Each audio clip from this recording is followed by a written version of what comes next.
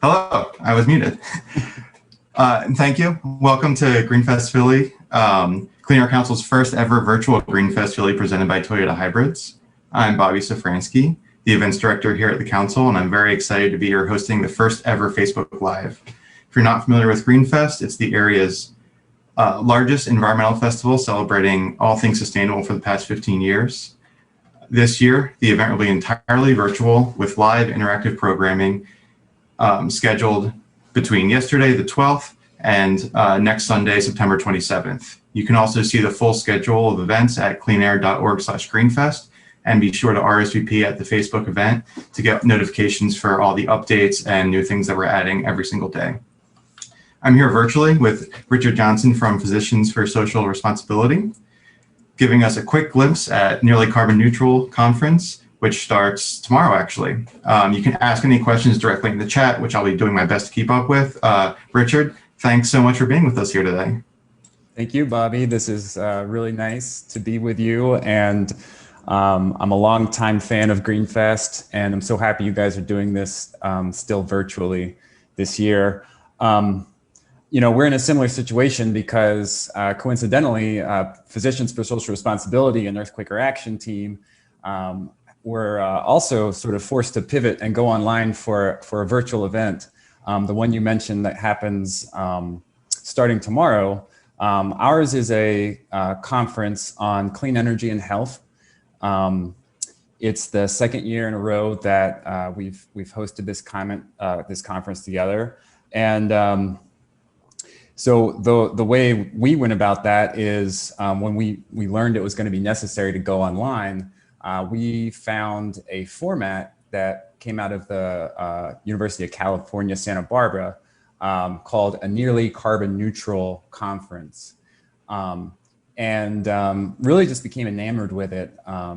It initially kind of started off as, even before the pandemic, something they piloted to sort of reduce greenhouse gas emissions from live conferences, in-person conferences, but then there just happened to be all these sort of extra benefits to doing a conference this way. So I'll share a few of them really quickly, if that's okay, and then we'll get right into how everyone can participate, and then I'll give you guys a sneak peek. So yeah, these kinds of conferences, all the presentations are actually pre-recorded. So I'm sure as you're going through the rest of Greenfest, Bobby, you'll probably wish that some of your sessions were pre-recorded too, because we have the luxury of having ironed out a lot of the technical glitches that are inevitable with all this. I'm sure we'll have plenty of our own, but the presentations are actually not live. They're pre-recorded, and they're up on the website for a period of 2 weeks. And so the benefit there is that there's just a convenience benefit, because you know, you can view them at your leisure whenever you want, and really you're not bound by any time or time zone. You can come and go as you please, kind of viewing things when convenient.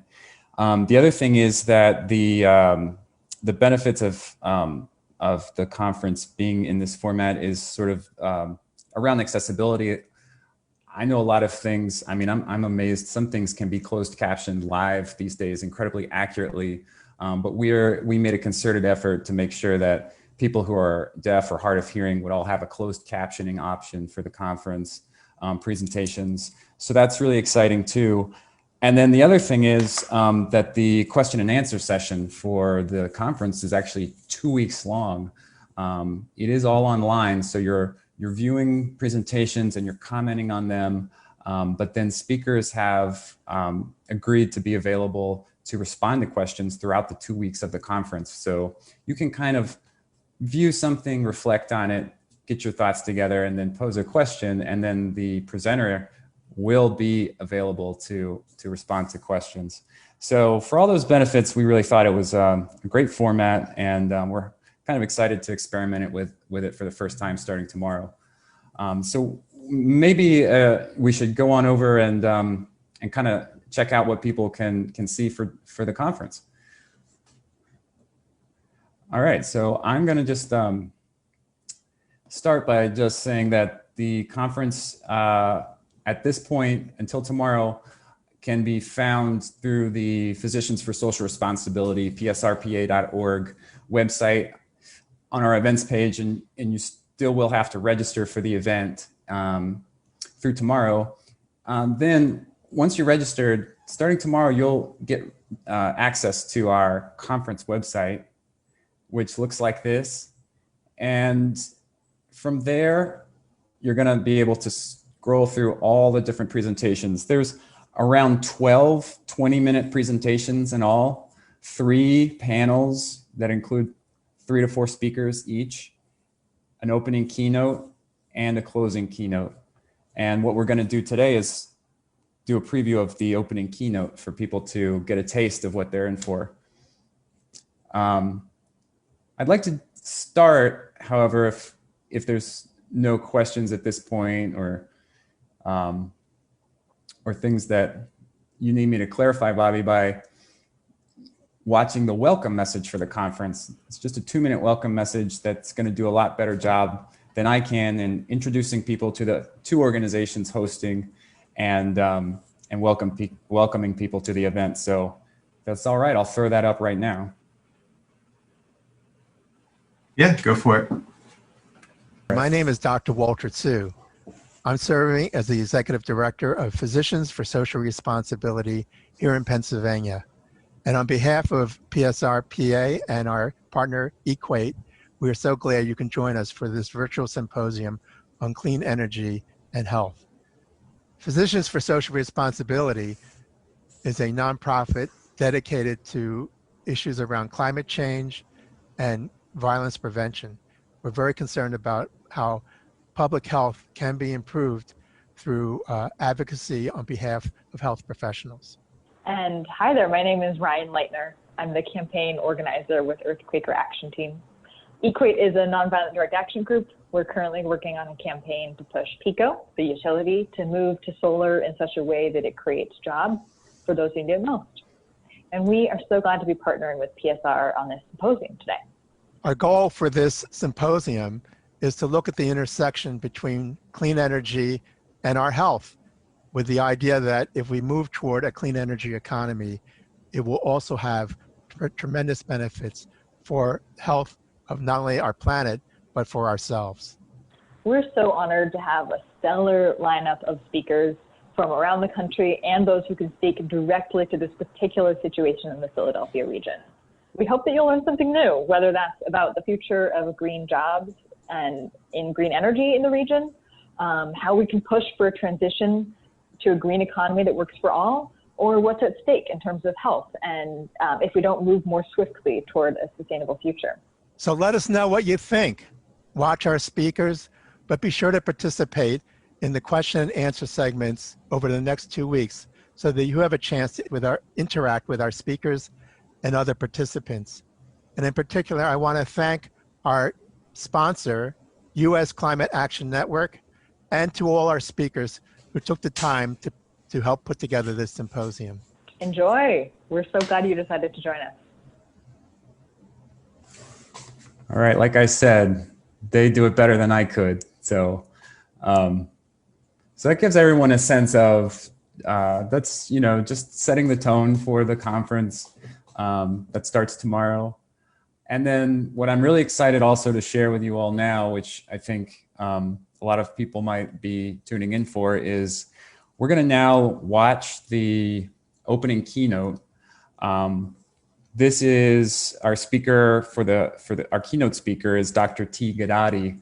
He will talk about his background a little bit, but I'll just mention briefly, he was the former chair of the Department of Environmental and Occupational Health at George Washington University. He co-founded the Canadian Association of Physicians for the Environment, and he also wrote a book called Health and Sustainability. So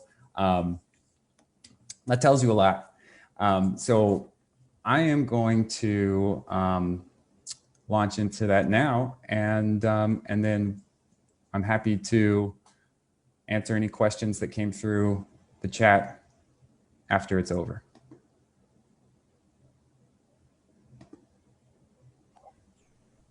Hello, I'm Guidotti, and I'm so pleased to be with you for your conference on clean energy and health. This is a subject that's fascinated me throughout my career, and I'm delighted to share some thoughts with you.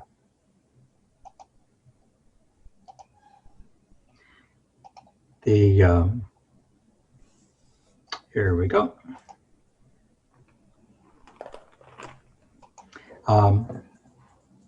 First, let me tell you a little bit about myself and why I'm here talking at you. I am a recovering academic. I retired as a professor of occupational and environmental medicine and of public health, most recently from the George Washington University, but most of my career was at the University of Alberta, which is a center for energy research and technology. My career has straddled public health and medicine, and I was one of the co-founders of the Canadian Association of Physicians for the Environment, an organization of which I'm very proud. In 2015, I wrote this book, Health and Sustainability, and many of the things that I'm going to say are elaborated upon in the book, and it contains references. Now, what were those funny initials on the title slide? Well, they stand for Fellow of the Energy Institute, which is an organization based in the United Kingdom that deals with energy technology and issues. Now, why is clean energy a problem for health?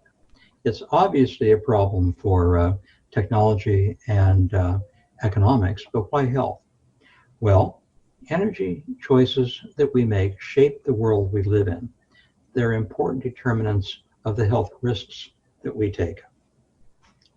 Energy choices create these health risks through the fuels that we choose, the distribution system, our consumption of energy, and the equity involved in access to energy, and how that energy is used. Energy choices that we make limit our future options and our imagination of what we can do as a society. Energy choices in facilities on the local level, good example is fracking, are locally unwanted land uses, and physicians are very often involved in assessing the local health impact. The healthcare system is a prodigious user of energy, and we'll talk later about how we are part of the problem. Climate change involves bad energy decisions, and it, of course, is the single greatest problem that we face and probably will ever face in terms of health. Pollution and contamination are the most obvious areas in which energy relates to health. Ambient air quality is very much affected by our choice of fuels for road traffic, for transporting goods, and ground level pollution effects, as we know, can cause death, can cause cardiovascular disease, are much more potent than we realized at first as a determinant of health, particularly fine particulate air pollution and ozone, which promote inflammation and which have effects blunting the immune response. This is a particular concern when we're talking about infectious disease such as COVID-19, and this is an area that we're only just beginning to learn about. There's a big reaction or big interaction with temperature as well. So the same pollution sources that emit ground level pollution are also emitting carbon dioxide, as well as many other sources. And the two together, when we get heat waves with ground level air pollution, are deadly. We're going to be seeing many more incidents of combined heat waves and ground level air pollution events occurring really in the immediate future. It's not going to take long at all for this to be an obvious health and very dangerous health trend. Energy facilities, I've already mentioned, are often have adverse local effects on the community and are not appreciated by the local community. We'll talk a little bit about occupational health issues, and of course, underlying all of this, and of the greatest concern of all, is climate change. Now, we've been through energy transitions before and problems of pollution. Before we became dependent on the automobile and on fuel for vehicular transport, we faced an enormous pollution problem. In major cities like Philadelphia and London and New York, there was a really nasty problem. That was the accumulation of manure and of horse carcasses in the streets. There were mountains of this waste. By the end of the 19th century, it was perceived as being a horrendous urban problem and an insurmountable problem, a refractory problem, because of society's dependence on the horse. Well, once the automobile was invented and we switched to gasoline rather than muscle energy, much of this went away, and it went away very quickly over a period of a few years. It was one of the reasons why the automobile was adopted so quickly. However, we traded one problem for another. We sowed the seeds for a problem later in the century that would relate to our dependence on oil. We had low oil prices through most of the 20th century. And because of that, there was little incentive to be efficient in the way that we structured industry, certainly less in with cheap gasoline in where we built our highways and our road system and designed our cities. We preferred lower density because we could have it, because the road system and the internal combustion engine made it possible. Had we had higher oil prices, our cities would look a lot more like European cities. Instead, we bought externalities. Now, externalities is a term used by economists for all the costs that are not paid for by people who benefit from some economic activity. These are the costs that are put on other people. They're put on other people in the form of pollution, in the form of health risk, in the form of energy risk with, for example, road accidents, social fragmentation when communities are split and cut off from others by highways and roads, inequality of access because mass transit is underdeveloped, and ongoing problems with dependence on oil supply and energy insecurity. The new energy regime and the transportation policies that that flowed from it had a direct effect on land use. Because the energy regime favored individual vehicles, it had an influence on the built environment. The built environment, in turn, led to a series of secondary effects. For example, many of our communities became unwalkable. It became impractical to take your exercise by hiking in the nearby woods. It became impractical to walk to work. It became impractical for children to walk to school in many cases. This, in turn, has implications for fitness, has implications for childhood obesity rates, and certainly had implications in terms of social access and integration of communities. This, in turn, had a number of social consequences. You can see how cut off the various communities are on the left from one another, and how difficult it is to access, for example, the shopping center on foot. It also fragmented what remained of the natural environment, created barriers between communities. It made it easier to redline communities, to impose racial discrimination based on access to financing and mortgages. this in turn played a role in housing disparities, housing quality varying dramatically from one neighborhood to another, and local zoning impact. We are currently in the midst of an energy transition, and this transition is toward decentralization. It's toward electrification, so that energy generated in one place can easily be used in another. And one of the interesting features of this transition is that we've moved from fossil fuels to cleaner fossil fuels to sustainable sources of energy.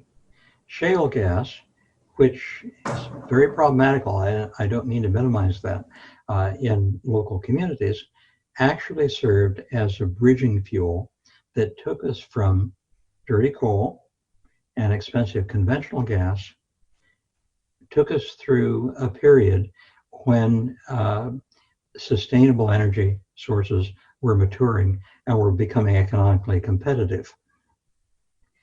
Now, I don't think the shale gas is needed now because that transition is largely completed. But during that critical period, it allowed us to get from one end of the bridge to the other end of the bridge. And now we need to take advantage of that. Fossil fuels are going to be with us for quite some time because they are energy dense and they're very convenient, and because they are abundant and low cost. Unfortunately, China especially is heavily dependent on fossil fuels and becoming more so with its aggressive building of power stations. Paradoxically, China is also the world's leading consumer of sustainable energy.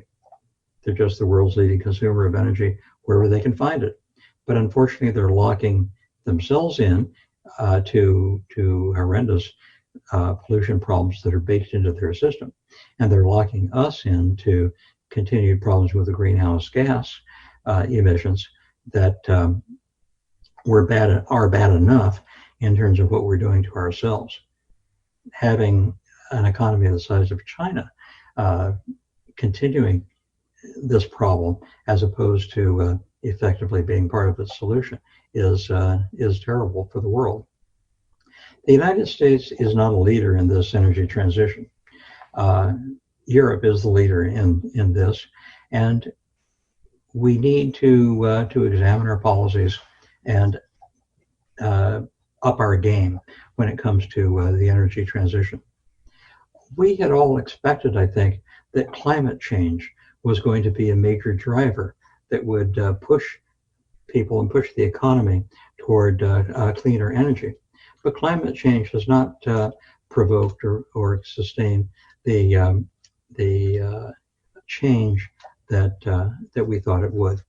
I think that one reason is that climate change is so overwhelming and the consequences are so dire that people can't deal with it. They tend to shut down and go into denial rather than take constructive action. Change is not easy. Now, we pretty much know what to do to achieve a clean energy regime and a green economy. It's really not rocket science or rocket surgery, as we might say in medicine. The basic steps are quite clear, and I'll let you read this yourself rather than go through it line by line. We in healthcare are a big part of the problem, actually.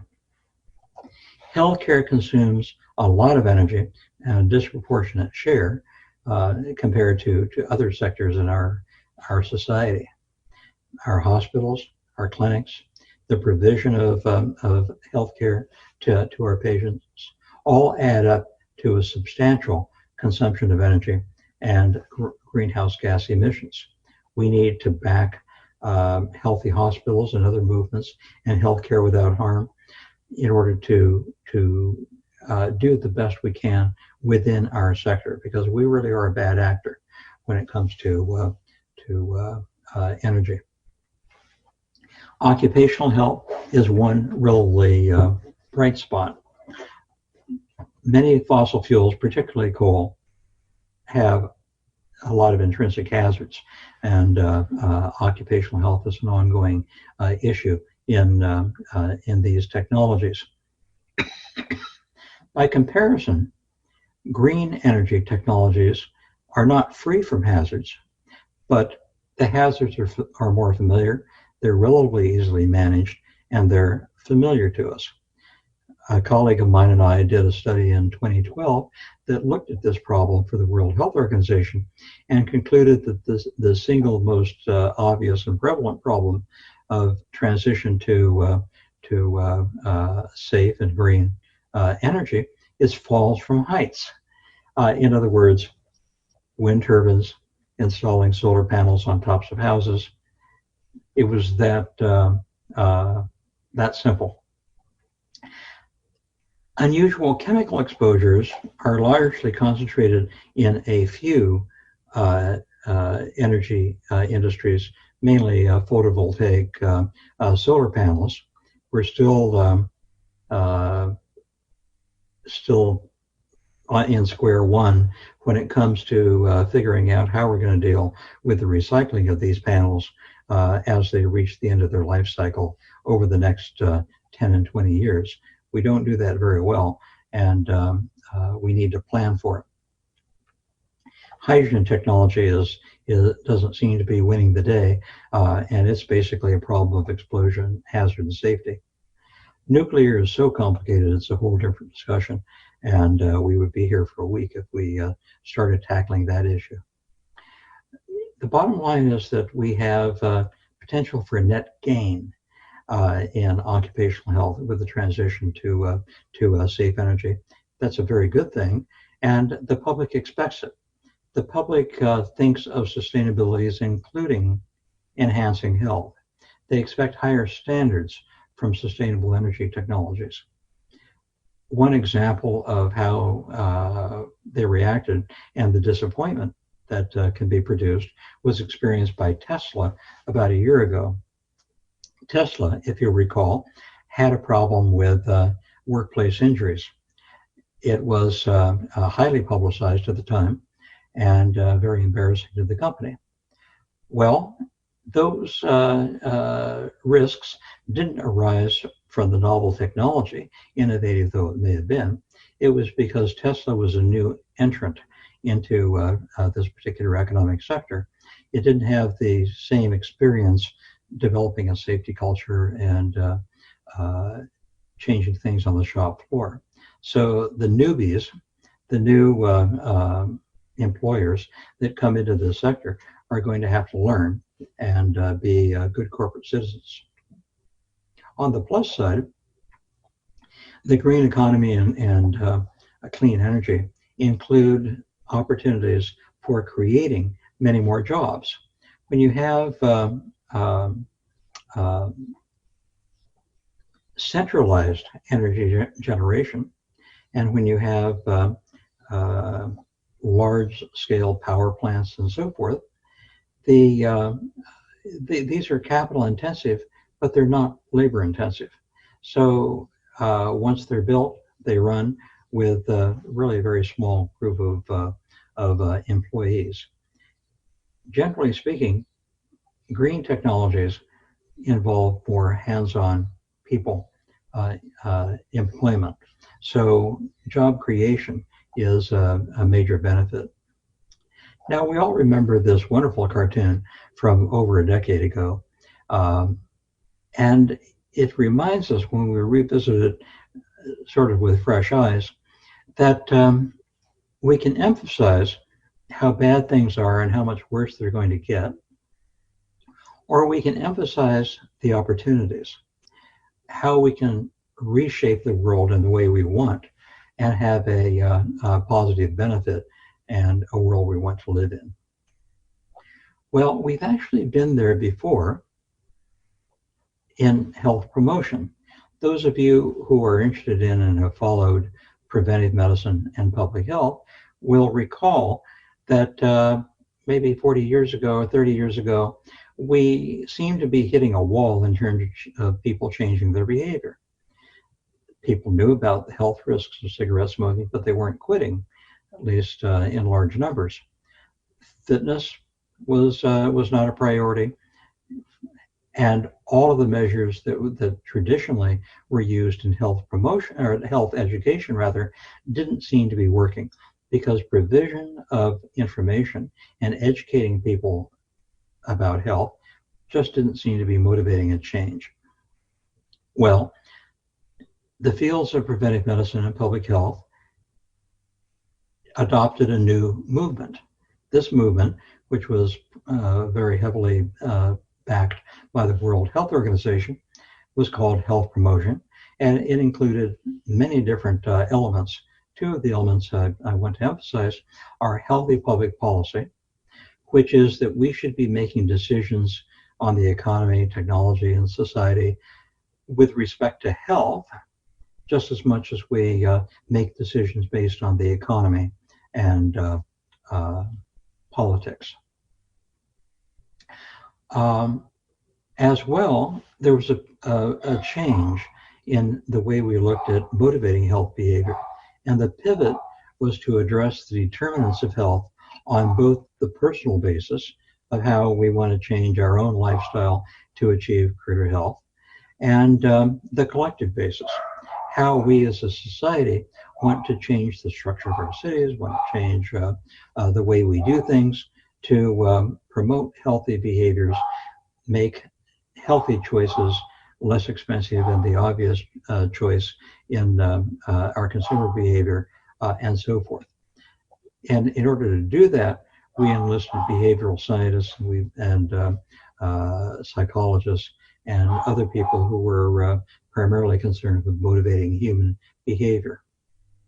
One of the many lessons, one of the many valuable lessons that came out of the rise of health promotion was that the appreciation that positive and encouraging messages work better than negative messages.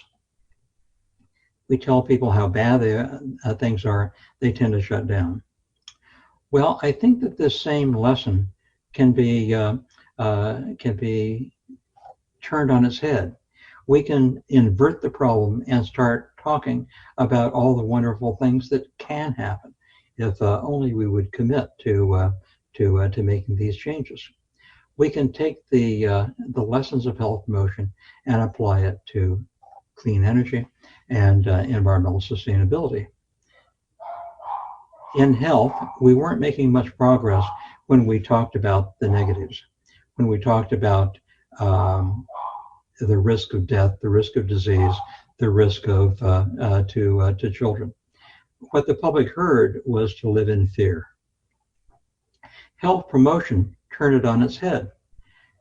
It emphasized the opportunity for wellness, making good things happen, engaging in a healthy lifestyle, feeling better, joining friends and family in positive, fun things like walking together and engaging in fitness activities. It emphasized having fun. I think the same thing is necessary in environmental sustainability. Sorry for the distraction in the background. We are constantly emphasizing the negative, and unfortunately, it is true that the situation is dire. The natural world really is in peril. We're constantly involved in confrontations. We're trying to stop the destruction.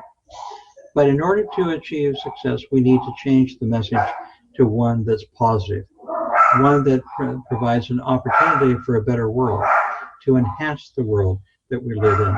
And people are going to be much more motivated by this positive message, because they will hear, have fun in creating a better world, not live in fear.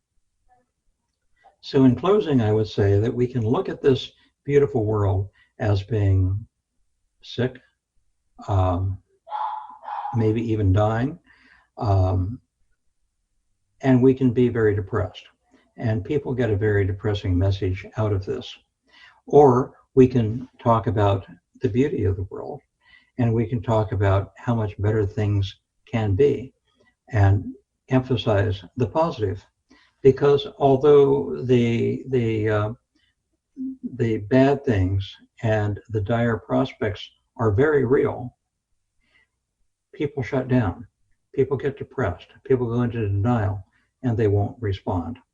But if we emphasize the positive and create a vision of opportunity, I think we have a chance. And we need that chance because we have to make changes very quickly because we're running out of time, at least with respect to climate change. So thank you very much for listening to me. And thank you very much for inviting me into your very exciting conference. I look forward to hearing more about the deliberations over the next few days, and look forward to meeting you individually, face-to-face, when circumstances allow.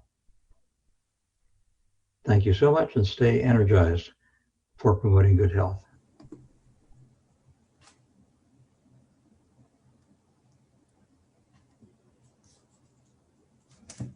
All right. So hopefully people felt like that was 20 minutes well spent. And if they didn't, there are 11 more presentations to choose from on our conference website. So I'm sure there's something for everyone. And we've got a lot of amazing panelists for this event. So see if I can clear this. There we go.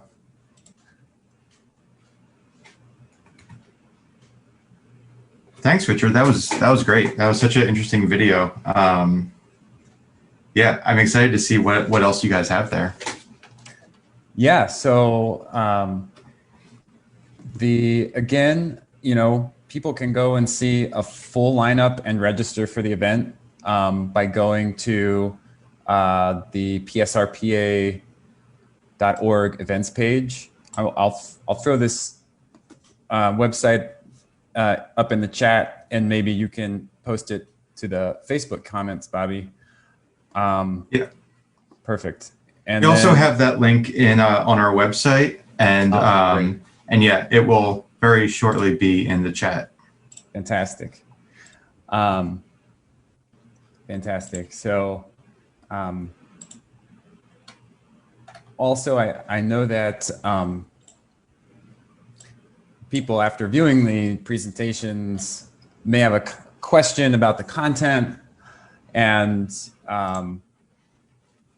the nice thing is that I wanted to just show is that if you go to any of the talks, it sort of unlocks the presentation, the bio, the presenter's bio, and a commenting area. So, for example, I could ask Dr. Guidotti, what types of dogs do you have?